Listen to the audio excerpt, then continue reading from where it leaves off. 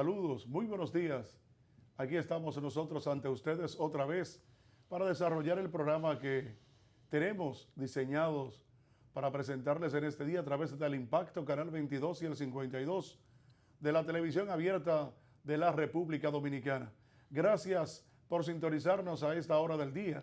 Nosotros siempre con noticias, deportes, comentarios, opinión y todo aquello que es de interés para uno comenzar el día bien informado y bien orientado y edificado sobre todo lo que acontece aquí y en el resto del mundo. Es un encuentro oficial entre el equipo aquí y nosotros ante todos ustedes y siempre encontrándonos con Santiago Cuesta Curi. Saludos, Cuesta, ¿cómo va todo, hermano? ¿Qué hay de nuevo? Bueno, buenos días, Henchi. Buenos días a todos los que normalmente nos siguen en este su matutino primera hora. De hoy, una mañana calurosa, Henchi. Sí. Estamos entrando ya en calor, ¿eh? Entonces, todos estos Digo, días, esa palabra suena como muy fuerte. sí, entrando en calor. Entrando en calor. El país está entrando en temperaturas calurosas porque es que el español es complicado. Sí, es complicado. El castellano, y mucho más el castellano de República Ese Dominicana. es el peligroso. Es el peligroso. El peligroso es ese. Sí, porque aquí te dicen una palabra hasta con el tono, tú sabes lo que te están diciendo. Sí, y tiene varios significados. Sí, eso es verdad. Los sinónimos del castellano dominicano, yo creo que es el más amplio. Y los antónimos. O sea, yo creo que no existe ningún país donde de habla hispana que tenga más sinónimos y antónimos que República Dominicana. ¿Tú crees? Sí, porque es que el dominicano crea su propio lenguaje. Sí, adicional al. Sí, adicional al normal. La Real Academia no puede con los No, dominicanos. incluso no, y ha tenido que Tiene que insertar, caer atrás y ha tenido que insertar sí, muchos algunas términos, cosas porque creadas en República lo ha Dominicana. internacionalizado el Sí, dominicano. sí. Dice, no, pero espérate, ya esto hay que meterlo, ya esto es comunicación. El chin no existía. No, el chin, no, eso de chin, no. Eso es dominicano. Eso lo de poco, en la gramática es Es poco. Poco, mucho. Mucho, sí. ¿Entiendes? El chin dominicano. Pero cuando dice un tro, Sí. ya es un tro, ya tú sabes que es mucho. Es mucho. Y el tro en Estados Unidos es un camión grande. Es un camión grande, ¿verdad? Pero por eso es que es mucho. Por eso que es mucho. ¿Por qué? Sí. ¿O tiene su Entonces, lógica? Es un camión grande, sí. Sí. De una gran cama, tú Pero sabes, de ven una acá. gran cola. ¿Tú crees que la lógica del castellano ligado con el inglés que hacen los dominicanos es fácil? Sí. Eso es verdad. Porque ellos lo mezclan. Sí, es una O es un mezcla. tro. Un tro. ¿Qué es esto? Sí. Entonces- Entonces ahora es pila. Sí. Sí. Lo que es quillao. Quillao. Yo no sabía porque quillao se quilla una cosa. Sí. Ese tipo está quillao. Ese tipo, como le quitan un pedacito. Sí, le quitamos un pedacito. Está quillao. Sí, Sí. es verdad. Sí, está quillao el tipo y no se puede hablar mucho con él. Óyeme, Oye, me coge lo suave. está quillado. Déjalo tranquilo. Sí. Hoy no se puede conseguir eso. No. Está quillado. Dejemos eso para mañana. Sí, dejemos eso para mañana. Sí. Míralo. Fulano entonces hizo que se quille, fulano. Sí. Óyeme, pero ¿y qué es esto? Y este tipo medio culipandeado. Sí. Explícame, yo quiero el culipandeo. Yo quiero que alguien, hola, eso, oye, Y eso de esta moca. Está Sí. moca el tipo. el tipo está moca. Sí. Ok, ese. Que la moca no está siempre en un sitio, sino que se mantiene en movimiento. Sí, Está quillado. está moco el tipo. Está moca el O tipo. está chivo. O está chivo también, sí. Sí, Está chivo. porque el chivo está inquieto. Oye, son unas terminologías gramaticales que tú haces, el genio de eso, ¿tú sabes quién era? Mi gran amigo, y que en paz descanse, Sí. Teófilo Teófilo Barrera, Barrera. con quien compartí unos años en el Banco de Boston. Y la verdad que daba gusto, porque eso que yo estoy hablando era parte de lo que él llegaba al departamento allá de contabilidad y se sentaba con uno. ¿Qué dicen los tigres? Sí. Y no los tigres del Licey. Sí. Y Porque esos tigres. Sí, él venía con todo, siempre tenía ese ánimo. Sí, siempre la palabra tigre formaba No, parte de su lenguaje. De su lenguaje, eso era muy natural en él. Yo compartí un año con él en Radio 1000, que él era orientador en la tarde, tenía un segmento de orientación, precisamente Sí, esos términos. Sí, era Esos exactamente. términos, porque él conocía la sociología del pueblo, la conocía muy bien. No, Hasta al su momento- dedillo. Sí. Otro genial de eso es Mario Emilio Pérez. Mario Emilio Pérez, sí. Genial en sus obras. Y humorísticamente Boruga. humorísticamente. Boruga también, humorísticamente. Sí. Lo interpreta muy bien. Sí, son geniales. Sí, uno tiene que reconocer eso. Ahora, tú te pones a buscar todo eso. Señores, no he olvidado darle la gracia a Dios y a su Hijo Jesús, No puedo No, fallar en eso. No, yo te iba a recordar cuando terminamos. Sí. Yo te iba a recordar Sí, eso. no se puede y gracias a ustedes que siempre están con nosotros. Y sobre todo este día, que es un día muy conmemorativo del país, aparte de la risa de Henchi, y se debe a que hoy estamos 24 de abril y es un día más que, como yo le diría, de mucha recordación para los dominicanos, algunos de tristeza, porque perdieron sus seres queridos, sí. en este caso con la guerra civil de aquel 24 de abril de 1965, que hoy se conmemoran 53 aniversarios, y en la cual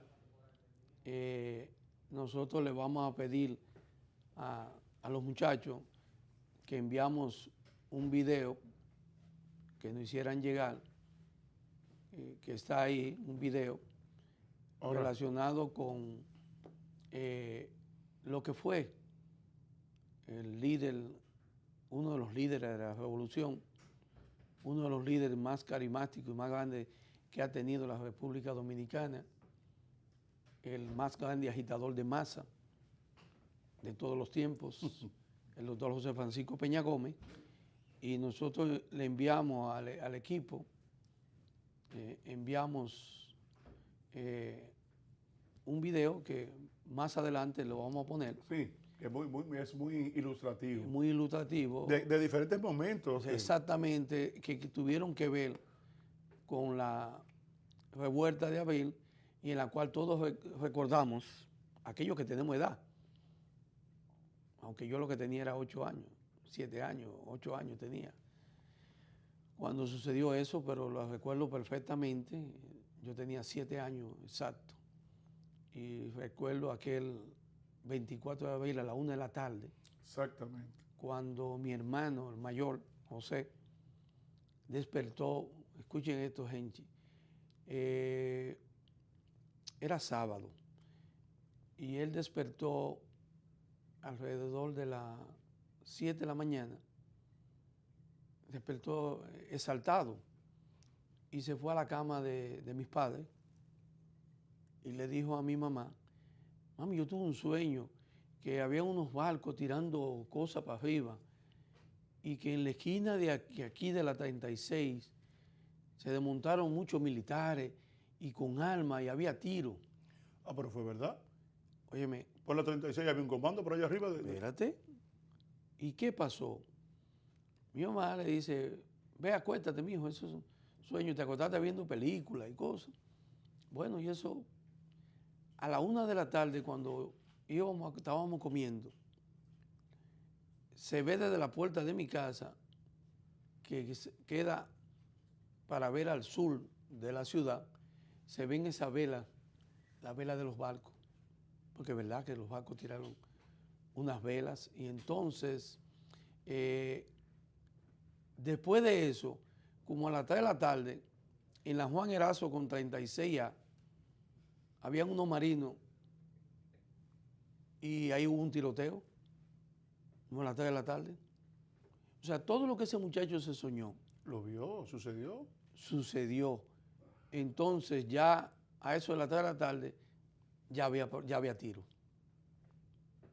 Ya entonces se estaba anunciando, ya había pasado lo que ahora vamos a ver con el caso del doctor José Francisco Peña Gómez y su participación en la guerra de abril. Si los muchachos lo tienen, vamos a ver ese video.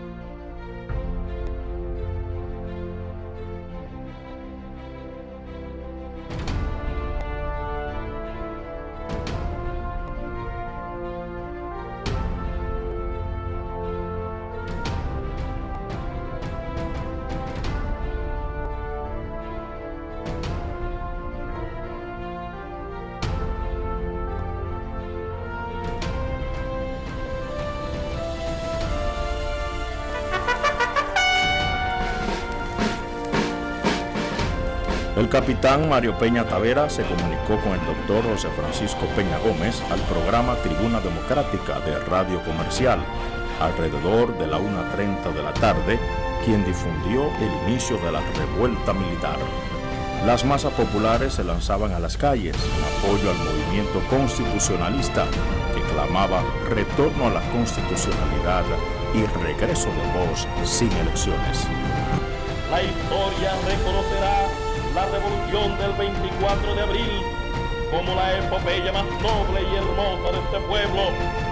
Y a esa epopeya, con toda honra, estarán unidos el nombre de Juan Bosch, porque él representa el derecho y la legalidad de esa revolución, y el del PRD, que se lanzó a morir por la Constitución Democrática del 1963.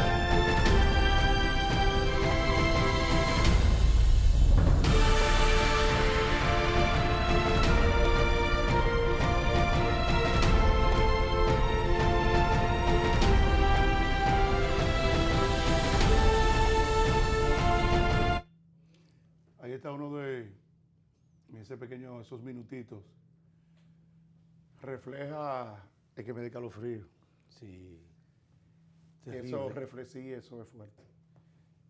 Refleja lo que uno siempre ha dicho de este pueblo, de este país. Pero sobre todo, nosotros tenemos que dar la gloria, no se puede ser mezquino. El que llamó el pueblo a las calles fue Peña Gómez. Peña Tavera lo llamó, que era el jefe del comando, 16 de agosto, ya del kilómetro 26, desde la autopista Duarte, ¿verdad? Antes del peaje ahí, ustedes ven que ahí está ese lugar. Ahí fue que comenzó todo, ahí fue que comenzó el pelotón del asunto, y es que Peña Tavera llama a Peña Gómez a Tribuna Democrática y le está diciendo lo que está pasando, que luego Peña Gómez se dirigió allá al comando 16 de agosto del Ejército Nacional, que así era que se llamaba en aquel entonces. Entonces fue allá y estuvo conversando con Peña Taveras, y con el interés de persuadirlo, no le quedó más nada a Peña Gómez que entonces devolverse e ir a Radio Santo Domingo, porque él Peña Tavera llamó a Peña Gómez a Tribuna Democrática, a Radio Comercial, pero ya cuando salió del programa de Tribuna Democrática, entonces donde se dirige es a Radio Santo Domingo, que desde donde entonces... Radio Televisión Dominicana. Radio Televisión Dominicana, correcto, hoy... en aquel entonces era Radio Santo Domingo. Entonces desde ahí es que llama al pueblo a las calles, y por eso es que ustedes ven por ahí una fotografía histórica donde el general jefe de la policía de aquel entonces, Luis Morillo López, no era jefe, no, era coronel, perdón, Morillo López va y detiene, hace preso, correcto, en la Radio Televisión Dominicana, lo apresa, Radio Santo Domingo, exactamente, y lo apresa. Entonces esas fotos inéditas de cuando Peña Gómez sale y lo montan en un jeep de esos Willy. De esos Willy, correcto. Sí, y se lo llevan entonces detenido. Así es. Pero hay que decir que a partir de ahí, cuando Peña Gómez llama al pueblo a la calle, el pueblo salió. Salió.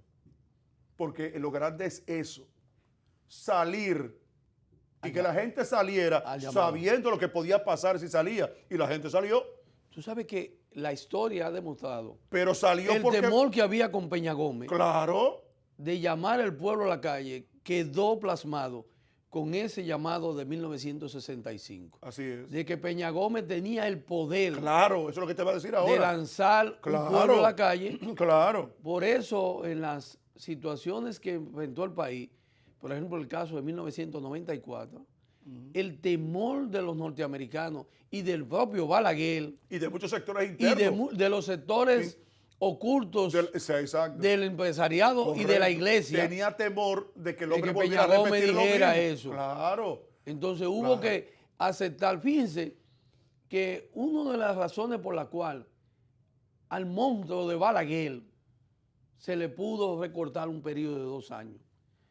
No fue casual, no fue de que porque Balaguer aceptó y que era de buen gusto y que la embajada norteamericana con la señora esta Rina, Donald Rina, además el empresariado y la iglesia, todos fueron de Balaguer a decirle que había que aceptar lo que Peña Gómez decía. Así es. No era por otra cosa, era porque Peña Gómez en ese momento, como ha sido grandes momentos de lo que él vivió, tenía en sus manos la decisión de una posible guerra civil. Cualquier decisión que tomara Peña Gómez, contraria a la que tomó, con mucha coherencia, sobriedad sobre todo, de persuadir a todo el mundo de que había que buscar una vía pacífica. Hay que señalar que los organismos de seguridad del Estado sabían claramente que había una parte importante de militantes del PRD acantonados en lugares y se hizo bomba, porque hay que decirlo, que se hicieron bombas Molotov esperando la decisión de Peña Gómez.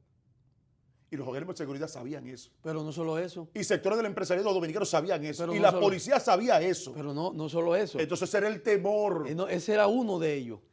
El otro temor adicional a ese, que muy bien tú dices, Henchi, era que una gran parte de las Fuerzas Armadas y la Policía Nacional ese es el otro, exactamente. estaba también Había división. Dispuesta Había división en ese momento. a tirar para atrás y no para adelante. Exactamente. Entonces ese era el problema. Que era lo mismo que había pasado en 1965, correcto. como un día como hoy, que había una gran cantidad de militares que en vez de tirar hacia adelante al pueblo, se viraron hacia atrás contra sus propios compañeros. Así es. O sea, no es contra el pueblo. Así es. Y por esa es la razón que un hombre como Francisco Alberto Camaño Deñó, entonces se va de la del pueblo. Montearache y los hombres ranas se van del lado del pueblo, al igual que Fernández Domínguez. Sí. Entonces ya había una gran parte de las Fuerzas Armadas dividida. Aunque Elías Wessing y Wessing se atrincheró allá en la base de San Isidro y fue quien tomó la decisión de aviones y bombardear al pueblo. A la ciudad, sí. Porque la historia está ahí. Entonces, la historia demuestra quién estuvo del lado del pueblo y quién estuvo contrario al pueblo. Hay una fosa común donde hoy va a haber una ceremonia donde van a llevar flores. Es una fosa común que pocos jóvenes conocen y de la cual yo desde pequeña edad, cuando solamente estaba el cementerio de la Máximo Gómez y allí descansan los restos de mis abuelos, entonces mis padres nos llevaban, que era muy normal, los días de finado. Entonces conocimos con exactitud una fosa común donde se dice que se enterraron miles de combatientes y fueron llevados y tirados todos a esa fosa común, porque no había lugar donde enterrar la cantidad de personas que murieron en la guerra. Sí, se habla de 5,000. Sí. Mira, el número nunca ha sido exacto. No hay número exacto porque eso no se contabilizó real y efectivamente. Y se computaba solamente lo de aquí, lo de la ciudad. Sí. Pero también en San Francisco de Macorís hubo muertos. Sí, en el interior. Hubo en Moca, en muchos lugares. Sí, es cierto. Porque el asunto se estaba extendiendo. Sí. Al momento de la negociación, tiempo después, la cosa se estaba extendiendo a diferentes pueblos, ¿sabes? Es cierto. Entonces, pero yo quiero decir con relación a esto, que hay que tener bien claro, y por eso la grandeza de Peña Gómez, que fue creíble hasta el último momento de su vida. Sí. Peña Gómez fue creíble hasta el último momento de su vida. Y ese liderazgo tan líder, fuerte de ese hombre. Fue líder hasta el último día de su vida. Así es.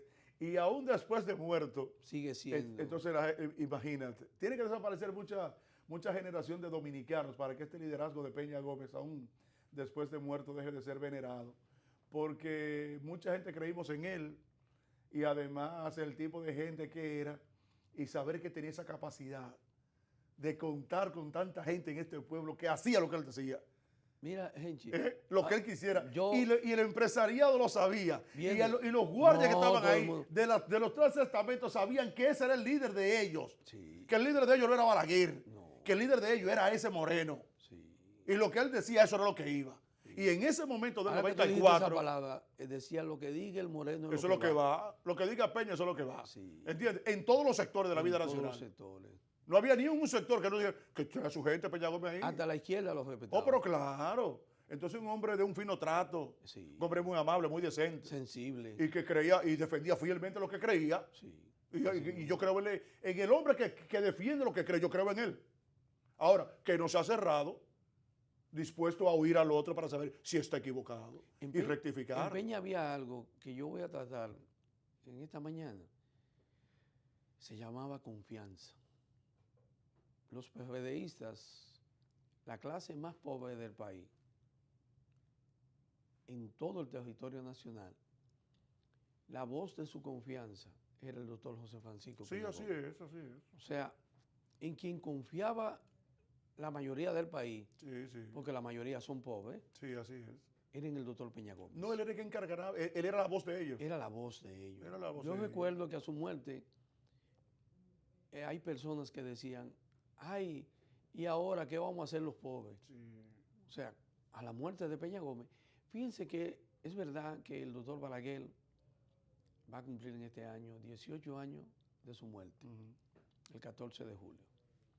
El 30 de junio va a cumplir 19 años de partida del profesor Juan Bosch. Y este próximo 10 de mayo, el doctor José Francisco Peña Gómez, que fue el primero que murió de ellos, va a cumplir 20 años. De los tres, el que más es recordado Sí. por su militancia y por la sociedad y por el pueblo, de los tres líderes, el que más se recuerda es el doctor Peña Gómez. Sí. Fíjate que estamos en la época del día de hoy de recordar la gesta de 53 años de la Revolución de Abril, la guerra civil en nuestro país. Y la persona que sale a relucir como figura, conjuntamente con Camaño, Fernández Domínguez, Peña Tavera, es el doctor Peña Gómez, porque fue el que se atrevió a irse a una radio y a llamar al pueblo a la calle, lo que no se atrevía a nadie. Pudo haber sido fusilado ahí mismo, en la cabina, Claro. porque estaba llamando al pueblo a insubordinarse y armarse y salir a defender la democracia que se había perdido con el triunvirato y el golpe de Estado en 1963. ¿Qué era lo que se pedía con la revuelta de abril? El retorno a la democracia y el gobierno del profesor Juan Bosch. Así es. Eso fue Peña Gómez. Eso Por fue. eso le agradecemos a la Dirección de Comunicación del Partido Revolucionario Dominicano, a su director ejecutivo de comunicación, Alejandro Abreu, y a su director de prensa, el compañero periodista Bárbaro, por enviarnos este video que es ilustrativo y que nos llena de satisfacción el haberlo tenido en un día como hoy. Esa es la verdad. Peña Gómez fue quien le agregó, porque si Peña Gómez no hace el llamado para que el pueblo salga a las calles, se hubiese quedado solamente en una revuelta militar. Y habían fusilado a los pocos militares que Porque- se atrevieron. Porque realmente era una división a lo interno Sí. de la Fuerza Aérea y, Y del que, Ejército. y que no era ese día, No. se tenía previsto a fin de mes. A fin de mes, Entonces, correcto. por razones de algo, se adelantaron. Exactamente. Por eso fue Entonces, la incoordinación No, que que, había. se develó el plan. Sí, y entonces Entonces hubo que acelerarlo. hubo que acelerarlo. Entonces- Ya se sabía lo que había. Exactamente, y ya había muchos que ya lo habían hecho preso, incluso Sí. de los altos Sí. mandos militares lo habían hecho preso. El comandante Chavarría Cuesta Chavarría, Cuesta Chavarría. sí, familiar mío. Sí, sí, él fue de los primeros que fue. de no, lo que- había mandado a trancar a varios oficiales. De lo que sí, claro, él fue de los primeros que dio la voz de alerta de lo que Sí, estaba pasando. de lo que iba a pasar. de lo que iba a pasar. Sí, y después fue hecho preso. Correcto. Entonces, la característica de cívico-militar de esa gesta, el ingrediente cívico lo pone Peña Gómez. No. Cuando llama al pueblo civil Ya no, Entonces ya tirarse a la calle. Ya la cosa fue dura. Y ahí entonces ya ahí fue que el detonante dice, esto no tiene marcha atrás. No, ya Cuando no. los gringos se dan cuenta de lo que está pasando en la República Dominicana y dicen, por espérate. Sí. ¿Entiendes? Sí. Dice que otra Cuba para Santo Domingo. No, estaba fuerte. Metieron 42,000, lo fueron mandando de 1,000, 2,000, 3,000, 4,000 y 5,000 en este pedacito de tierra. Sí, y aún así, todos esos muchachos en la calle, hombres y mujeres, mataron gringos, que eso no tenía madre. Sí. Porque también hay que decir eso. Pero se nos estaba pasando alguien que fue comandante en la Revolución de Abril y que jugó un papel estelar en esa revolución. De la parte civil. En la parte civil. Rafael Fafa Tavera. Así es. Nuestro amigo Fafa Tavera, quien todavía es viviente, conocedor. En estos días lo vamos a mandar a buscar para que nos hable con la llegada del 28 de junio de 1965 de los 42,000 marines que entonces llegaron al país para enfrentar a los constitucionalistas, que eran quienes estaban comandando y tenían controlado a una gran parte de las Fuerzas Armadas. Así y tuvieron que recurrir al gobierno americano para poder controlar y sofocar. Sí, porque ya estaba fuera de control. Sí. Ya esto. Aquí no había. Así es. Y entonces Así que con un saludo Cuba, a Fafa. Cuba amenazando ahí mismo también. Bueno, Que estaba El Salvador también metido en ese. Había un foco estaba hirviendo. peligroso. El mar estaba hirviendo. Y los gringos con la Guerra Fría en su vuelo no podían permitir que otra Cuba sucediera aquí en la República Dominicana. Y hay que decirle a la gente que hay mucha gente que se siente orgulloso en este país de ese momento histórico. No cambió. Sí, porque o sea, lo que hoy decimos, el poquito sistema democrático que tenemos de estos últimos 53 años, se debe a eso. De un día como hoy, hace 53 años, cambió el curso de la política y la vida de los dominicanos, esa guerra civil de abril. Tú sabes que cambió todo. Las mujeres no tenían mucha participación en la vida política. Incluso fue en el 48 cuando Trujillo le permitió que votaran.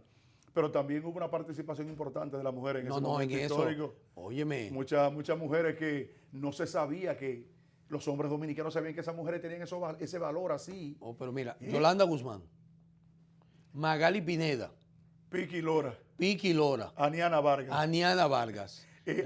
Había una de San Carlos que decía la China. La China andaba con metralleta en mano. La China, la famosa. Había otra. Teníamos que traer a Fafa, porque Fafa. Sí, conoce a esas mujeres. Había otra. Esa época. Había otra que estaba allá arriba por el sector de ustedes también, que fue muy famosa. No, porque. Digo, Yolanda Guzmán estaba ahí, que estaba la Yolanda Guzmán. Estaba un comando. Y había otra que yo tengo una fotografía de ella, que es una jovencita blanca. La estoy mirando en la fotografía. Bueno, en el que se ve video incluso, que pasamos, sale a relucir esa cantidad de mujeres. En este video que nos enviaron, se ve ahí en fila. Se ven comenzando. Sí, vi con la difunta Magala Pineda, la esposa de Fafa Tavera. Y entonces no sabían los hombres. No, y le llevaban la comida que usaban, óyeme, y andaban armadas. No, y persuadían a los gringos también. Sí. Porque yo conozco un cuento de la China. Sí, la China de la montaña. La China se que ponía a la China, enamorar a los tigres para que le dejaran pasar para allá, para la zona de alambre, para que vean gente del lado del pueblo que estaban de aquel lado haciendo una misión. Y llevaban mensajes. Sí, pero hay una foto que después voy a mandar a los muchachos que la busquen. Eso. La foto que recorrió el mundo. Sí. Eso quiero que el equipo técnico no la busque. Sí. Donde ese mecánico enfrenta a un invasor de los marines que vinieron con el puño. Sí, era la Duarte, fue la Duarte eso, ¿verdad? Sí, él era mecánico. Mecánico, correcto. Y mira, no hace mucho que murió. Sí, no hace mucho. No hace mucho que murió. Y esa foto ha andado el mundo entero y sigue andando. No, la foto más universal que tiene la República Dominicana. Más universal que tiene la República Dominicana y el mundo, sí, con relación a un país invadido y que alguien le haga, ahí está, mírala ahí, la foto histórica de este dominicano que lo único que tiene como alma son sus dos manos y su brazo. Y le hace ver a ese invasor de los marines que llegaron en 1965 que su único poder era que él era dominicano y que si tenía que luchar con su cuerpo, no importa que él tuviera arma, lo hacía. Ahora, Mira, estaba es un incómodo, valor. Estaba incómodo ese tipo. Oh, ahí. ¿qué es Óyeme, incómodo? ese gringo no tuviese esa arma ahí y se lo tira arriba. Hay una historia no, él no es gringo. Creo que él era brasileño. Sí, porque fue una fuerza interamericana. Interamericana que vino. Y después también fue entrevistado. Ajá. Sí, sí. Y, y él cuenta la anécdota de lo que pasó. De lo que pasó. Era que recogiera una basura. Sí. Era para que él recogiera una basura. Sí, de neumático y cosas. Sí. Y él le dijo, ¿quién? ¿A quién? ¿Quién? Yo. Abájate tú. Me parece un dominicanismo de lo de él. ¿Qué fue? Mire, yo soy que no puedo decir. Pero ¿qué es? Ese gesto, señores, es una foto histórica inédita. Oye, la más universal de la foto dominicana. Sí. Esa. Yo creo que después la bandera de nosotros y esa foto, hay que echarle competencia. Venga. Excelente, pero está muy bien. Uno se siente contento de eso, de saber, por eso que uno siempre reclama que este es un pueblo y la historia. Es un pueblo que está, pero es un pueblo que no se puede apretar mucho, tú sabes. Miren, ya después de esto, yo quiero analizar algo en el país de por qué los dominicanos vivimos como vivimos y por qué real y efectivamente la sociedad no tiene confianza ni en sí misma. La palabra confianza en el diccionario abarca tantas cosas que uno debe de hasta de asombrarse. La palabra confianza es esperanza firme que una persona tiene en algo, en alguien, en lo que se hace. Cuando las personas no sienten confianza, todo se pierde. ¿Por qué el ser humano recuerda con tanta vehemencia y reverencia a nuestro Señor Jesucristo? Jesús, el Hijo de Dios, como todos conocemos, predicó con el ejemplo. Y lo que generó confianza en sus seguidores, en sus apóstoles, fue predicar con el ejemplo. Esa confianza que aunque nosotros no lo conocimos, pero él no escribió un libro, ahora de él escribieron libros. Y lo que se escribió de él todavía permanece y perdura como el ser humano de más confianza que ha conocido la humanidad, porque predicaba con el ejemplo. Hoy en día, predicar con el ejemplo es lo que menos se hace y lo que más desconfianza genera en los pueblos. La República Dominicana existe uno de los más altos índices de desconfianza en sus autoridades. Pero está pasando en gran parte del mundo. El sistema político, en vez de generar confianza, cada vez más genera desconfianza. Recientemente nosotros vimos y estamos viendo la actitud asumida por el director general de Impuestos Internos, el licenciado Magín Díaz, quien le ha exhortado a la población que la ley 1192 está siendo vulnerada por más del 60% de las personas que no pagan sus impuestos de manera individual y que un 43% de las empresas se roban el 18% del pago del impuesto del ITEVI. Ahora, ¿por qué hay tanta desconfianza en el 60 y el 43? Que no debería de ser. Si la Dirección General de Impuestos Internos quisiera que la sociedad sea sensibilizada y que haya confianza, Lo primero que debe demostrar en la campaña que quiere presentar es que su director, el señor Magín Díaz, y sus funcionarios pagan sus impuestos. Y que el presidente de la República en esa campaña, Danilo Medina Sánchez, se compruebe que paga sus impuestos. Y que todos los funcionarios públicos pagan sus impuestos. Que el poder legislativo, donde se crean las leyes y reciben fondos públicos, pagan sus impuestos. Que los jueces del Poder Judicial pagan sus impuestos. Esa es la mejor campaña que pudiera hacer el director general de impuestos para que la sociedad crea y tenga confianza. Porque a decir por el dinero que los empresarios pagan de impuestos, al igual que las personas físicas, el término a escuchar siempre es, ¿para qué pagar si se roban los cuartos en las instituciones del Estado? Yo pago mi impuesto y después la onza se roban los cuartos. Yo pago mi impuesto y los ministros se roban el dinero. Y ahí está la prueba de la cantidad de funcionarios públicos, legisladores que se han robado el dinero del pueblo y no han ido a la cárcel. Banqueros que se han llevado todo el dinero de los ahorrantes y no están en las cárceles. Entonces, predicar con el ejemplo, eso es lo que adolece la población y es donde no hay confianza. Pero vamos a ver también dónde no existe confianza. El sistema educativo. El sistema educativo recibe el 4% del PIB, más de 100.000 millones al año.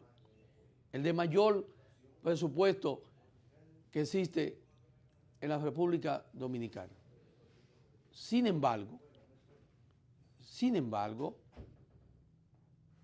todos deberíamos de mandar a nuestros hijos a las escuelas, porque es donde más se invierte.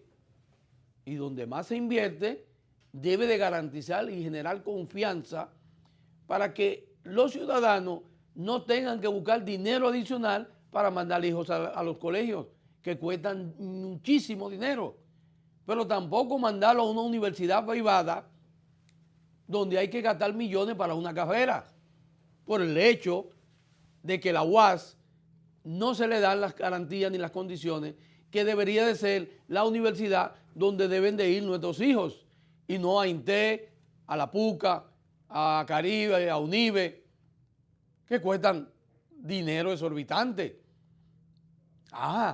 Pero el mismo ministro de Educación y todos sus funcionarios no mandan a sus hijos a la escuela. Usted no ve un video llevándolo a ellos, a sus hijos a la escuela, a sus nietos, que eso generaría confianza de que la inversión en el sistema educativo público tiene confianza y que el pueblo debe de confiar en los millones de millones que se invierten en las escuelas. Pero si usted va al sistema de salud, usted va a encontrar que a pesar de los grandes millones de inversión en los hospitales, como es el caso del Mocoso Puello, donde se invirtieron más de 680 millones de pesos y donde el presidente de la República manifestó que era uno de los mejores hospitales de todo el Caribe, más acondicionado, más equipado. Pero resulta que ni la ministra de Salud, ni el director de Salud Nacional envían sus hijos, nietos a ese hospital. Y cuando se enferman los niños de los funcionarios y de los congresistas y los del Poder Ejecutivo, no lo envían a un hospital, ni al Robert Reed, si es un niño, ni a la maternidad Nuestra Señora Altagracia, si es un familiar para la luz. No lo envían a una clínica. Pero usted busca que el Sistema Nacional de Salud, SENASA, es obligatorio para todas las instituciones públicas. Sin embargo, allí existen seguro privado, ARS Humano y otros. Ni ellos tienen confianza ni en la presidencia de la República hay confianza en el sistema de salud ni de educación, porque no envían sus hijos ni a la escuela ni a los hospitales. Ni los congresistas envían sus hijos ni a la escuela ni a los hospitales. Ni el Poder Judicial envía a sus hijos ni a la escuela ni a los hospitales. No hay confianza en los millones que se invierten en educación y salud en el país, como tampoco hay confianza y seguridad en el sistema del que todos hablamos, de la inseguridad ciudadana. Usted no ve al jefe, al director de la policía andando solo, anda con 40 policías, ni al ministro de Interior y Policía andando solo. Entonces es percepción de la inseguridad. No tenemos confianza, y la confianza a quienes la deben de dar al sistema son los actores, son los que generan. Si quieren que haya confianza en la escuela, el ejemplo lo deben de poner el ministro de Educación y todos sus funcionarios, la ADP, viéndolo uno llevar sus hijos a la escuela. Que la ministra de Salud utilice los servicios de los hospitales, que el director nacional de salud utilice los servicios de nuestros hospitales y que los congresistas vayan y lleven sus hijos a la escuela y a los hospitales. Nada de eso se hace. Y por último, ¿cómo puede haber confianza en un sistema de partido con esta famosa ley de partidos políticos, la crisis en la que estamos envueltos, si entre los partidos políticos o los actores principales no existe confianza? Si el presidente de un partido mayoritario, Partido Liberación Dominicana, PLD, el doctor Leonel Fernández Reina, no tiene confianza en lo que quiere hacer el presidente de la República, que es miembro de su partido y del comité político, que augura que la ley de partido tenga primarias abiertas y simultáneas, y Leonel Fernández la quiere cerradas y simultáneas. Entonces, si no hay confianza entre ellos mismos, ¿qué confianza puede tener la sociedad de que una ley de partido le garantice la tranquilidad al sistema? El problema de nuestra sociedad es de confianza, y la confianza se establece desde arriba. Por eso los cristianos creen en Jesucristo. Había confianza en Él. Por eso en la India creyeron en Mahatma Gandhi, predicó la no violencia con ejemplo. Por eso en Sudáfrica creyeron en Nelson Mandela, porque eliminó el apartheid, el odio. Y por eso en esta nueva generación los uruguayos dieron cátedra al mundo con su presidente José Pepe Mujica. Predicó lo que él es con su ejemplo. Eso es lo que no tenemos en el país, gente, confianza. Sí, ciertamente, ciertamente. Porque si tú dices, si tú estás trabajando para que algo esté bien, mejore, ya hay confianza, hay credibilidad, ¿por qué tú sigues en el otro lado?